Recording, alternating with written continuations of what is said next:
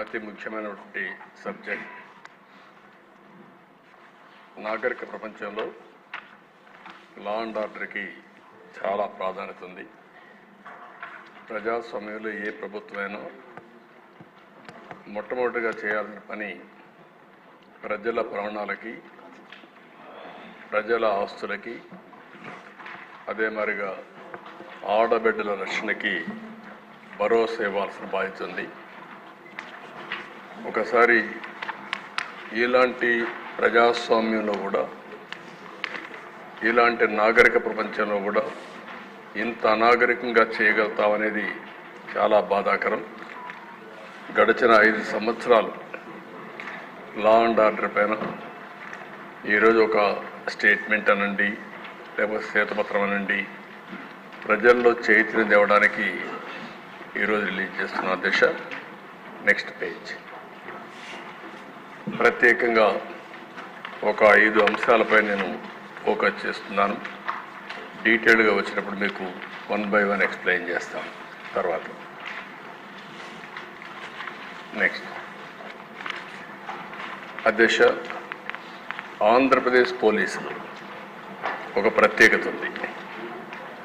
ఇదే పోలీసులు సమైక్య ఆంధ్రప్రదేశ్లో శాంతి భద్రతను చాలా పర్ఫెక్ట్గా చేశారు. మీరు కూడా ఆ రోజు మంత్రిగా, ఎమ్మెల్యేగా చూశారు. ఎన్ని ఒడుగుదొడుకులు వచ్చినా లా అండ్ ఆర్డర్ మెయింటైన్ చేసిన ఘనత ఆంధ్రప్రదేశ్ పోలీసులది. ఒకప్పుడు రాయలసీమలో ఫ్యాక్షన్ పాలిటిక్స్ ఉండేది. ఇక్కడ ఎమ్మెల్యేలు కూడా ఉన్నారు. ఫ్యాక్షనిజాన్ని అరికట్టడానికి సమర్థవంతమైన అధికారులు ఉపయోగించాం. ఏ గ్రామాల్లో ఫ్యాక్షన్స్ ఉన్నాయో ఆ గ్రామాలపైన శ్రద్ధ పెట్టాం. ఒకప్పుడు దేశ కొన్ని గ్రామాలకే పరిమితమైన ఫ్యాక్షనిజం, తర్వాత రాజకీయాలు కూడా ఉపయోగించుకుని ఎక్కడికక్కడ నియోజకవర్గాల్లో కూడా ఫ్యాక్షన్ నియోజకవర్గాలుగా తయారు చేసే పరిస్థితికి వచ్చారు. అందుకనే మీరు చూస్తే రాయలసీమలో ఫ్యాక్షనిజం లేకుండా చేయాలని ఒక దృఢ సంకల్పంతో ముందుకు పోయాం. ఈరోజు ఈ హౌస్ ద్వారా రాష్ట్ర ప్రజానికాన్ని గుర్తు చేస్తున్న మా ఎమ్మెల్యేని, సీనియర్ నాయకుల్ని 2 అరెస్ట్ చేసిన తర్వాత మిగిలిన వాళ్ళని కూడా అరెస్ట్ చేసి రాయలసీమలో ఈరోజు ఫ్యాక్షనిజం లేకుండా పోయిందంటే దానికి కారణం తెలుగుదేశం పార్టీ అనే విషయం అందరూ. దానివల్ల అధ్యక్ష ఈరోజు ఆ ప్రాంతంలో ఎక్కువ అభివృద్ధి జరిగే అవకాశం వస్తుంది. భవిష్యత్తులో ఇంకా ఎక్కువ అభివృద్ధి జరిగే అవకాశం ఉంటుంది. రెండవ దిశ, ఇంకో పక్కన మీరు చూస్తే హైదరాబాద్ అందరికి ఒక ఐడియా ఉంది. 6 నెలలు కర్ఫ్యూ ఉండే నగరం హైదరాబాద్. ఆ రోజు ఒక్కొక్కసారి కర్ఫ్యూ 20 రోజులు, 30 రోజులు నిత్యావసర వస్తువులు కూడా దొరకకుండా కర్ఫ్యూ పెట్టిన పరిస్థితులు ఉన్నాయి. అలాంటి నగరంలో మత ఘర్షణల పైన చాలా క్లియర్గా ఒక నిర్ణయం చేసుకొని ముందుకు పోయాం. ఉక్కు పాదంతో ఒక మంచి సంకల్పంతో ముందుకు పోయాం. అదే మరిగా ఈరోజు మీరు చూస్తే అధ్యక్ష, హైదరాబాద్ అంటే ఓల్డ్ సిటీ నుంచి విజయవాడకు పోవాలన్నా, ఒకప్పుడు బెంగళూరు పోవాలన్నా, బాంబేకి పోవాలన్నా ఓల్డ్ సిటీ టచ్ చేసే పోయే పరిస్థితి. అలాంటప్పుడు ట్రాఫిక్ అంతా కూడా నిలిచిపోయేది.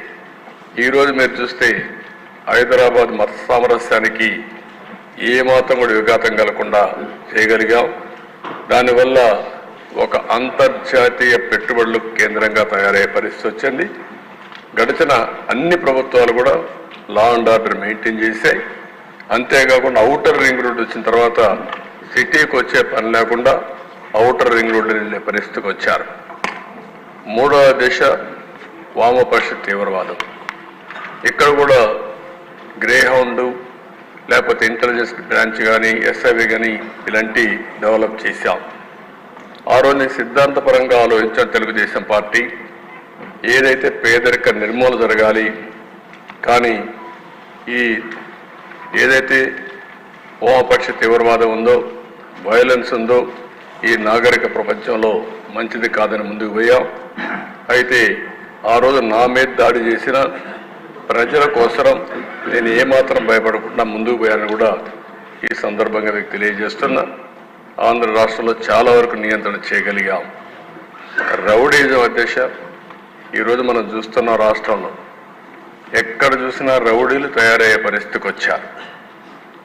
ఆ రోజు నుంచి మీరు చూస్తే రౌడీ అనేవాడు లేకుండా ఆ పేరు వినపడేదానికే భయపడే పరిస్థితి తీసుకొచ్చాం. పీడీ యాక్ట్ ఉపయోగించాం, రౌడీల పైన ఉక్కుపాదం మోపాం, మొత్తం లా అండ్ ఆర్డర్ మెయింటైన్ చేశాం.